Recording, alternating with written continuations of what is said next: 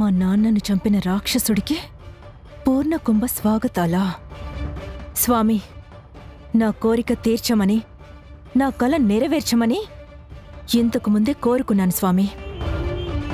నా కలని కళ్ల ముందుంచావు. మా నాన్న చావుకి కారణమైన ఆ కృష్ణంరాజు మళ్ళీ జీవితంలో నాకు ఎదురు పడతాడో లేదో అని భయపడ్డాను స్వామి. ఇన్నాళ్లకి నా కంటికి కనిపించాడు. ఈ వైభవాలన్నీ ఈ క్షణం వరకే. నా కంటపడిన ఈ క్షణం నుంచి వాడి పతనం మొదలైనట్టే. ఈరోజు వాడి స్థాయి ఏంటో స్థానమేంటో కళ్ల ముందు కనిపిస్తూనే ఉంది. వాడిని చివరి మెట్టుకి ఎలా దించాలో నాకు బాగా తెలుసు.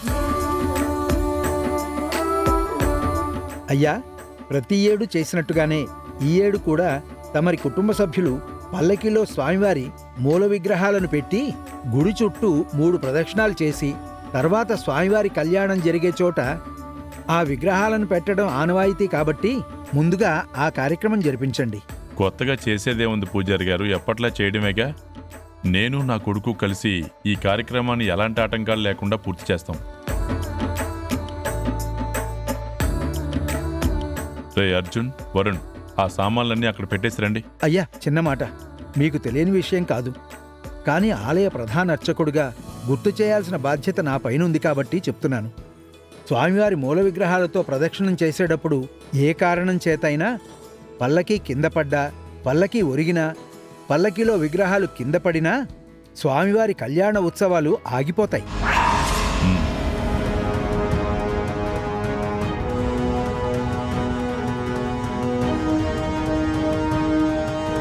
అదే గనక జరిగినట్టయితే ఆలయ ధర్మకర్త అయిన మీరు ఆ అనర్థానికి, ఆ అశుభానికి బాధ్యత వహించాల్సి వస్తుంది. దానితో పాటుగా ఆలయ ధర్మకర్తగా ఉన్న మీ పదవి నుంచి మీరు స్వచ్ఛందంగా తప్పుకోవాల్సి వస్తుంది.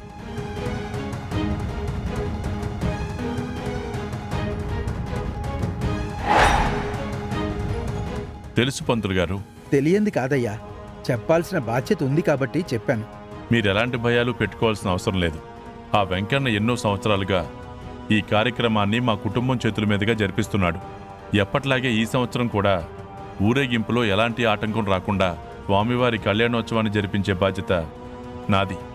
సంతోషం అయ్యా. పదండి పదండి.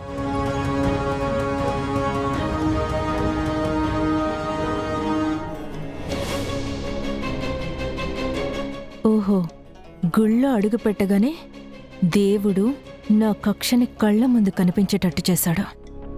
వాడి మీద పగ తీర్చుకోవడానికి ఆయన రూపంలోనే నాకు అవకాశం కల్పించాడు. కొడుకులతో కలిసి స్వామివారి విగ్రహాన్ని పల్లకిలో ఊరేగిస్తావా? పల్లకి ఒరిగినా, స్వామివారి విగ్రహం కింద పడినా నువ్వు ధర్మకర్త పదవి నుండి తప్పుకోవాలా? నేను కొట్టబోయే మొదటి దెబ్బ నీ పదవి మీదే. చూస్తూ ఉండు. ఇదే స్వామివారికి నువ్వు జరిపించే ఆఖరి సేవ. ఆ తర్వాత ఏ సేవకి పనికి రాకుండా రోజుకో విధంగా నిన్ను దెబ్బ తీస్తూనే ఉంటాను. నా తండ్రి చావుకి కారణమైన నీ మీద పగ తీర్చుకుంటూనే ఉంటాను.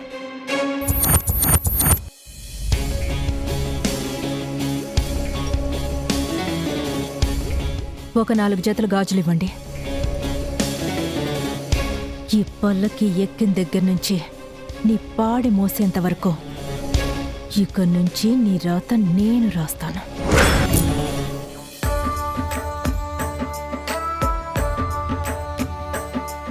ఓం విశ్వం విష్ణుర్వషట్కారో భూతభవ్య భవత్ప్రభు భూతకృద్భూతవృద్భావో భూతాత్మా భూతభావన భూత ఆత్మా పరమాత్మా చ ముక్తానాం పరమాగతి అవ్యయ పురుష సాక్షి క్షేత్రజ్ఞోక్షర ఏవ చ. అయ్యా, స్వామివారి ఊరేగింపు కార్యక్రమం మొదలు పెడదామా? అలాగే. రేయ్ వరుణ్, అర్జున్, పట్టండి. చిరు పట్టు.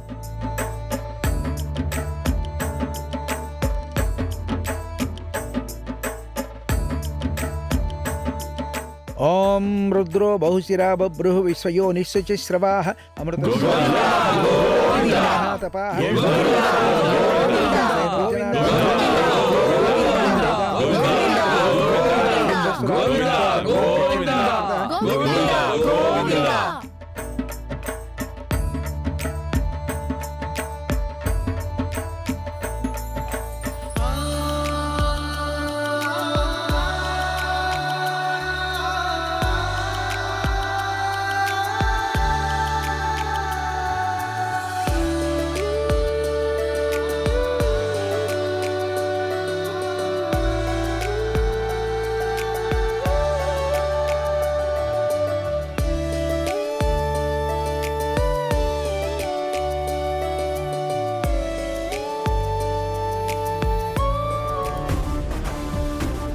నా తండ్రి చావుకి కారణమైన నీకిక్కడ పూర్ణ కుంభ స్వాగతాలు పల్లకి సేవలా? నీలాంటి వాడు గుడిలో అడుగు పెట్టడానికి కూడా పనికిరాడ్రా. నా తండ్రి చావుకి కారణమైన నీ పతనం ఈ గుళ్ళో నుంచే మొదలు పెడతాను. నువ్వు మళ్ళీ గుళ్ళో అడుగు పెట్టకూడదంటే ఈ ఊరేగింపు ఆగిపోవాలి. గుడి ధర్మకర్త పదవి నుండి నువ్వు దిగిపోవాలి.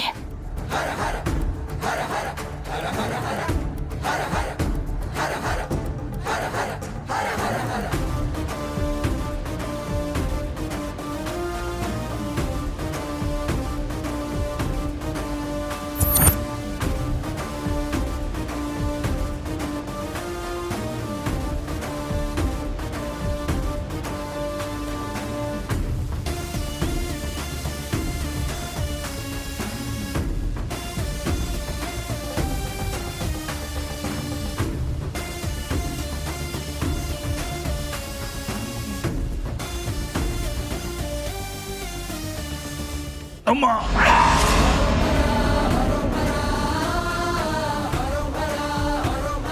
ఏమైనాదన్నా? ఏం లేదు, పదండి. గోవిందా గోవిందా గోవిందా గోవిందా.